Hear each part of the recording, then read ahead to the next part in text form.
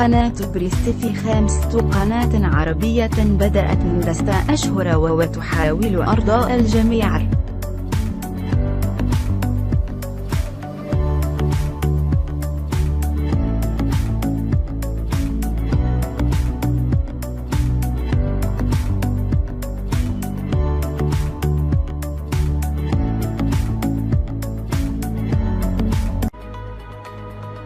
تداول رواد مواقع التواصل الاجتماعي خبر زواج الإعلامي المصري حسن حداد بمغربية تنحدر من مدينة مراكش.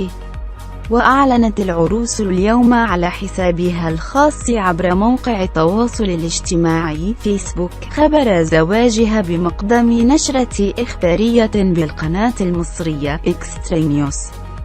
وتلقى العروسان العديد من عبارات التهنئة من أصدقائهم المصريين والمغاربة بمناسبة عقد قرانهما، ومعربين عن فرحهم بالعادات والتقاليد والموروثات من بينها الزواج المشترك بين البلدين.